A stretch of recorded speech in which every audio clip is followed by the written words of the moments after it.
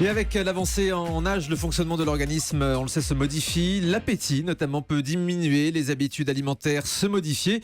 Et l'été et la chaleur sont une période particulièrement sensible pour les seniors. C'est pour ça qu'on en parle aujourd'hui avec vous, Françoise Forette, notre médecin gériatre.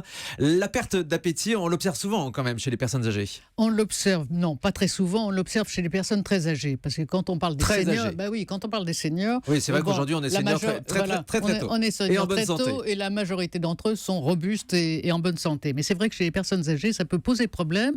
Et ce qu'il faut savoir, ce qu'il faut retenir, c'est que les besoins nutritionnels des personnes âgées sont identiques à celles des personnes plus jeunes. Elles ne sont pas inférieures. C'est 35 calories par kilo de poids, ce qui fait à peu près 1700 calories quand on pèse 50 kilos, 2800 si on en pèse 80. Donc, il faut absolument respecter cela. Et ça ne l'est pas. Et il y a une très belle étude qui a été faite par une très bonne nutritionniste française spécialiste des personnes âgées qui s'appelle Monique Ferry. C'est l'étude Euronut. On a fait une surveillance de plus de 2800 personnes âgées de 70 à 75 ans en Europe et on s'est rendu compte que leur ration quotidienne était inférieure à ce qu'elle devrait être.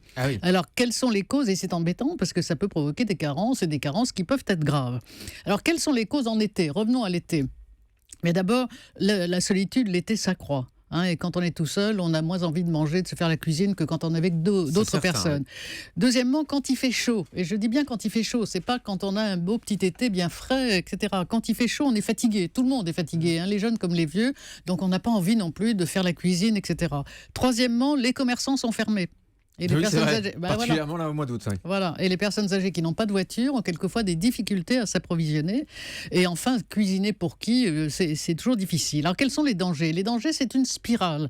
C'est-à-dire qu'on mange moins l'été. Alors, la majorité d'entre nous et les personnes plus jeunes se disent tant mieux, je vais perdre quelques kilos, les 2 kilos que j'ai envie de perdre. Chez les personnes âgées, c'est pas ça. Et parce que moins on mange, moins on a envie de manger. Et quelquefois, ça persiste après la fin de l'été. Et le danger, ce sont les carences.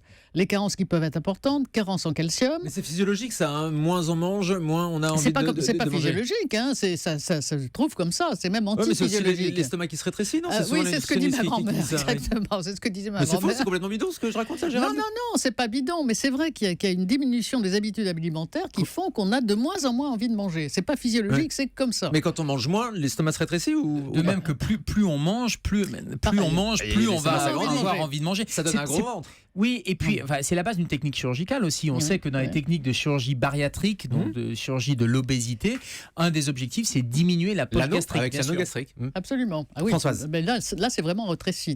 Pour les personnes âgées, c'est pas évident. Bien sûr. Qui est un véritable rétrécissement. Alors, le danger, nous le disions, sont les carences. La carence en calcium en particulier, liée au fait que les personnes ne sortent pas. Et d'ailleurs, on leur dit, il fait trop chaud, sortez pas.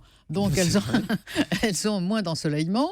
Ça joint à une carence en protides, parce que quand on mange moins, on a une carence en protides. Il y a un gros risque d'ostéoporose. Et le risque de l'ostéoporose, vous le savez, ce sont les fractures du col.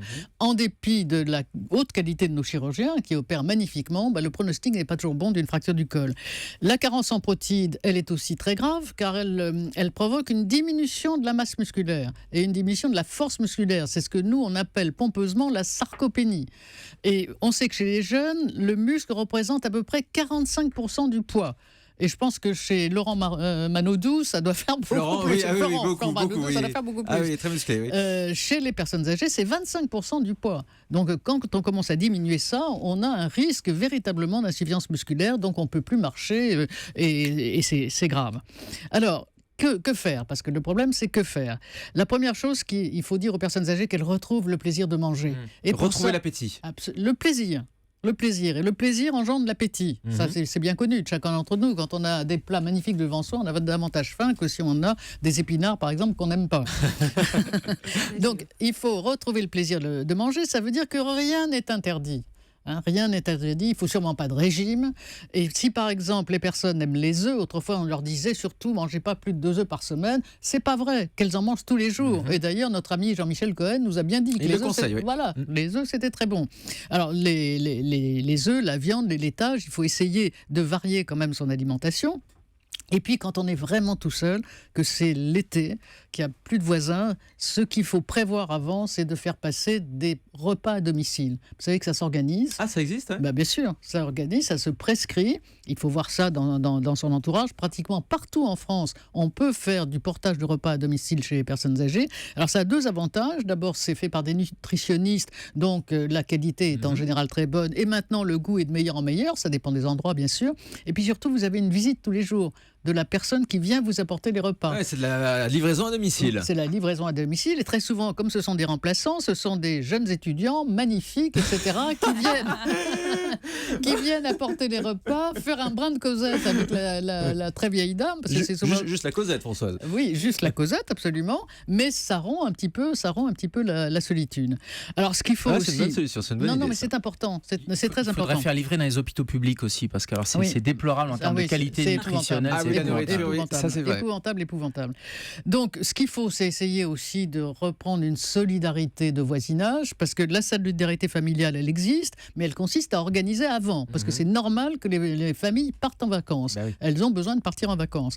Mais il faut quand même réanimer cette solidarité de voisinage, c'est-à-dire que quand on habite un immeuble, si on voit qu'il y a une personne très âgée qui habite au 3e étage, il faut frapper à sa porte, lui demander si on peut lui apporter des bouteilles d'eau, l'emmener au supermarché, etc., etc., etc. Et pourquoi pas cuisiner pour elle, là? Et pourquoi pas cuisiner pour elle et manger avec elle. Absolument. Et d'ailleurs, il y a une expérience aux États-Unis qui s'appelle le Village Model.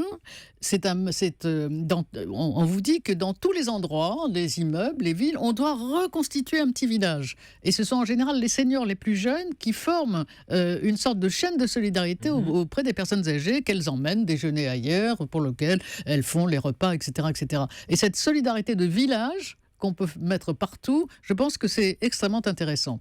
Il ne faut pas oublier que si c'est l'été, il fait chaud, et c'est parce qu'il fait chaud qu'on n'a pas d'appétit, alors il faut bien entendu suivre tous les conseils de canicule qu'on a largement diffusés sur Europe 1 cette année, c'est-à-dire s'hydrater, boire beaucoup et se rafraîchir, et essayer d'aller dans des pièces froides que sont par exemple les cinémas. Ou le supermarché aussi. Ou le supermarché, absolument. La visite au supermarché dans le rayon surgelé, ça fait du bien en période de canicule. Voilà. Mais je pense que l'important, c'est de retrouver le plaisir de manger. Oui, et de ne pas tomber dans la dénutrition. Donc, c'est ce que vous nous avez expliqué ce matin. Un mot de Gérald Kierzek. Oui, ça peut être aussi un symptôme, le fait de moins avoir d'appétit ou de moins manger, ça peut être un symptôme qu'il ne faut pas négliger. Et notamment, je pense à tous les risques de candidose et de champignons qui peuvent altérer les muqueuses et donc du coup rendre l'alimentation difficile. Et puis ce qu'il faut savoir aussi, c'est que si ça persiste après l'été, à ce moment-là, il faut reconsulter son médecin praticien parce qu'il y a des causes, des maladies qui peuvent provoquer ce qu'on appelle, nous, pompeusement, cette anorexie. Mais François, si on n'a pas faim, il faut se forcer à manger? Oui, il faut se forcer à manger, on mange ce qu'on aime.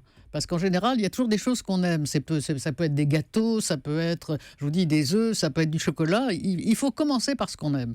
Et ensuite, le reste suit. Et surtout pas de régime. Donc pas de régime. C'est bien ce qu'on a compris. Merci Françoise pour ces bons conseils.